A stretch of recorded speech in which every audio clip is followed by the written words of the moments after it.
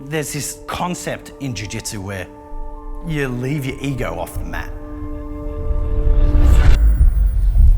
Stop. Breathe. How am I going to approach this? I was raised in a very traditional Australian family. We lived that rough boys type lifestyle. You had to be good at fighting, sport, or girls. And I was never good at any of them. It created this thing in your mind where I called it the impossible man. Craig, you have to go out and work. You're the guy who has to lead this family. This standard really embedded itself in my head. And I started to feel the pressure. And then one day, I remember coming to the office and I couldn't get out of the car. My heart started beating really, really fast. And then before I knew it, I just started crying and crying and crying.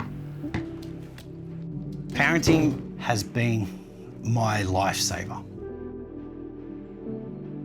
A child is constantly a reflection of how you're going. He's everything that you would want a child to be at home. And who's in charge of the home? My wife and I. She raised my beautiful boy. She supported me when I didn't feel worthy of being supported.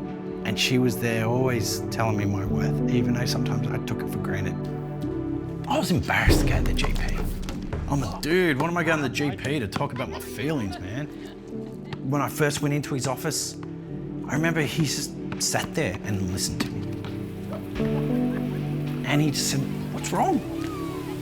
And I realized that I wasn't open to that question. And everything, whether it made sense or not, just came out. It felt like a flush of water.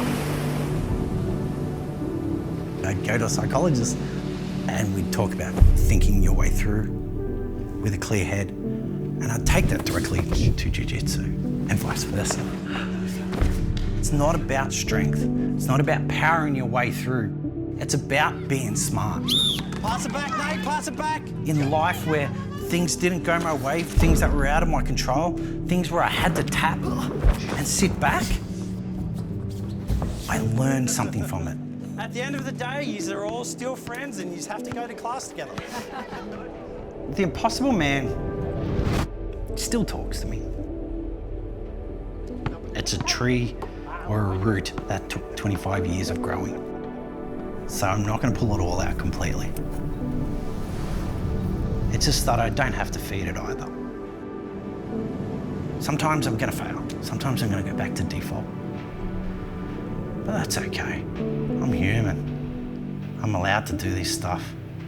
As long as the next day I just go, okay, cool. I tapped out. What did I learn?